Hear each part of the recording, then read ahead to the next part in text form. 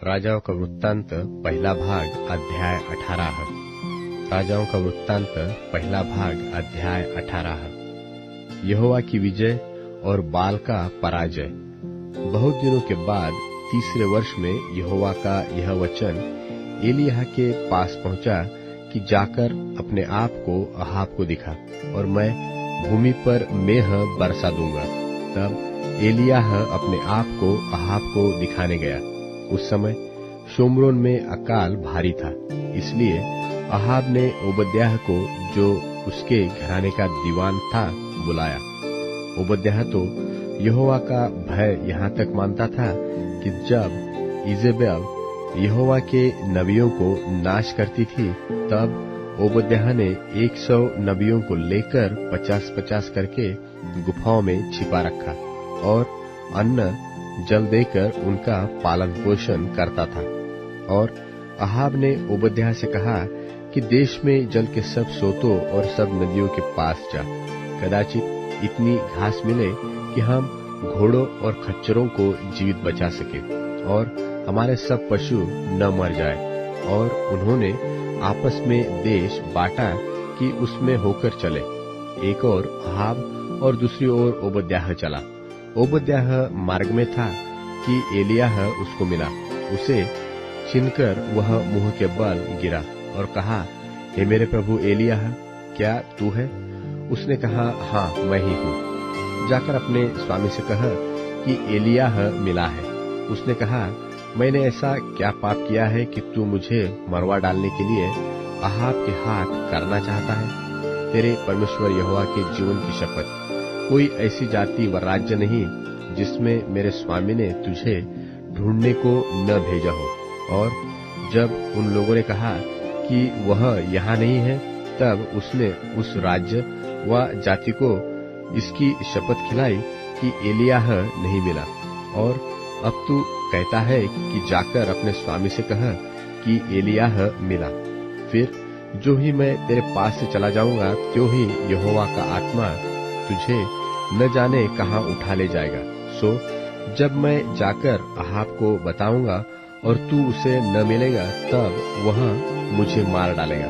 परंतु मैं तेरा दास अपने लड़कपन से यहोवा का भय मानता आया हूँ। क्या मेरे प्रभु को यह नहीं बताया गया कि जब इजेबेल यहोवा के नबियों को घात करती थी, तब मैंने क्या किया कि यहोवा के नबियों में से 100 लेकर 50-50 करके गुफाओं में छिपा रखा और उन्हें अन्न और जल देकर पालता रहा।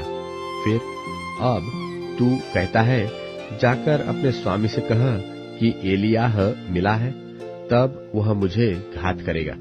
एलिय्याह ने कहा, सेनाओं का यहोवा जिसके सामने मैं रहता हूँ, उसके जीवन की शपथ, आज मैं अपने आप को उसे दिखाऊंगा। तब ओबद्याह अहाब से मिलने गया और उसको बता दिया। सो अहाब एलिय्याह से मिलने चला। एलिय्याह को देखते ही अहाब ने कहा, हे इस्राएल के सताने वाले, क्या तू ही है? उसने कहा, मैंने इस्राएल को कष्ट नहीं दिया, परंतु तू ही ने और तेरे पिता के घराने ने दिया है, क्योंकि तुम यहोवा की आज्ञाओं को टालकर बाल देवताओं की उपासना करने लगे। अब दूत भेजकर सारे इस्राएल को और बाल के 450 नबियों और अशेरा के 400 नबियों को, जो इजेबेल की मेज पर खाते हैं, मेरे पास कर्मेल पर्वत पर इकट्ठा कर ले। तब अहाब ने सारे इस्राएलियों को बुला भेजा और नबियों को कर्मेल पर इकट्ठा किया। और एलिय्याह सब लोगों के पास आकर कहने लगा, तुम कब तक दो विचारों में लटके रहोगे? यदि यहोवा परमेश्वर हो तो उसके पीछे हो लो, और यदि बाल हो तो उसके पीछे हो ले। लोगों ने उसके उत्तर में एक भी बात नहीं कही। तब एलिय्याह ने लोगों से कहा, यहोवा के नबियों में से केवल मैं ही रह गया हूँ और बाल के नबी 450 मनुष्य है, इसलिए 2 बछड़े लाकर हमें दिए जाए और वे एक अपने लिए चुनकर उसे टुकड़े टुकड़े काटकर लकड़ी पर रख दे और कुछ आग न लगाए, और मैं दूसरे बछड़े को तैयार करके लकड़ी पर रखूंगा और कुछ आग न लगाऊंगा। तब तुम तो अपने देवता से प्रार्थना करना और मैं यहोवा से प्रार्थना करूंगा, और जो आग गिराकर उत्तर दे वही परमेश्वर ठहरे। तब सब लोग बोल उठे, अच्छी बात। और एलिय्याह ने बाल के नबियों से कहा, पहले तुम एक बछड़ा चुनकर तैयार कर लो, क्योंकि तुम तो बहुत हो। तब अपने देवता से प्रार्थना करना, परंतु आग न लगाना। तब उन्होंने उस बछड़े को जो उन्हें दिया गया था लेकर तैयार किया, और भोर से लेकर दोपहर तक वह यह कहकर बाल से प्रार्थना करते रहे कि हे बाल हमारी सुन, हे बाल हमारी सुन। परंतु न कोई शब्द और न कोई उत्तर देने वाला हुआ। तब वे अपनी बनाई हुई वेदी पर उछलने कूदने लगे। दोपहर को एलिय्याह ने यह कहकर उनका ठट्ठा किया कि ऊंचे शब्द से पुकारो, वह तो देवता है, वह तो ध्यान लगाया होगा, वह कहीं गया होगा, वह यात्रा में होगा, वह हो सकता है कि सोता हो और उसे जगाना चाहिए। और उन्होंने बड़े शब्द से पुकार पुकार के अपनी रीति के अनुसार छुरियों और बर्छियों से अपने अपने को यहाँ तक घायल किया कि लहूलुहान हो गए। वे दोपहर भर ही क्या, वरन भेंट चढ़ाने के समय तक नबूवत करते रहे, परंतु कोई शब्द सुन न पड़ा, और न तो किसी ने उत्तर दिया और न कान लगाया। तब एलिय्याह ने सब लोगों से कहा, मेरे निकट आओ, और सब लोग उसके निकट आए। तब उसने यहोवा की वेदी की जो गिराई गई थी मरम्मत की। फिर एलिय्याह ने याकूब के पुत्रों की गिनती के अनुसार, जिसके पास यहोवा का यह वचन आया था कि तेरा नाम इस्राएल होगा, 12 पत्थर छांटे, और उन पत्थरों से यहोवा के नाम की एक वेदी बनाई, और उसके चारों ओर इतना बड़ा एक गड्ढा खोद दिया कि उसमें 2 सा बीज समा सके।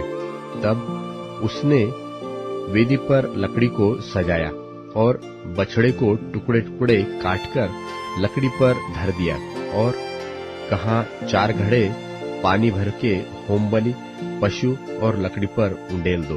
तब उसने कहा, दूसरी बार वैसा ही करो। तब उन्होंने दूसरी बार वैसा ही किया। फिर उसने कहा, तीसरी बार करो। तब लोगों ने तीसरी बार भी वैसा ही किया, और जल वेदी के चारों ओर बह गया, और गड्ढे को भी उसने जल से भर दिया।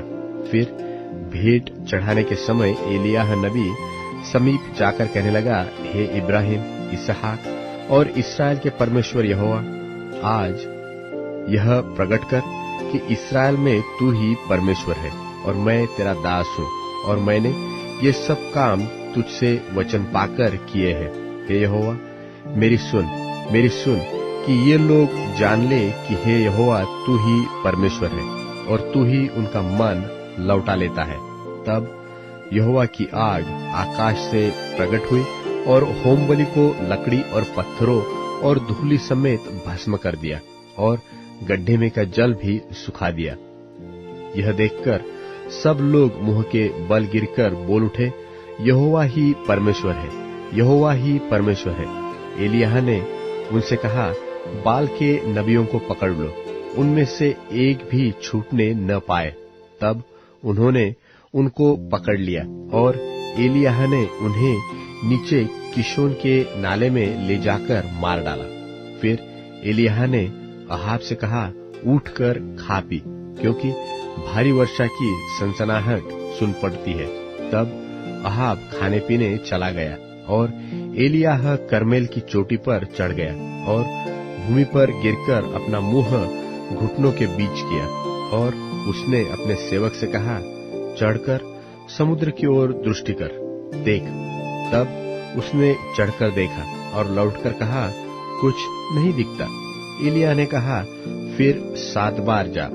7वीं बार उसने कहा, देख, समुद्र में से मनुष्य का हाथ सा एक छोटा बादल उठ रहा है। एलिय्याह ने कहा, अहाब के पास जाकर कह कि रथ जुतवा कर नीचे जा, कहीं ऐसा न हो कि तू वर्षा के कारण रुक जाए।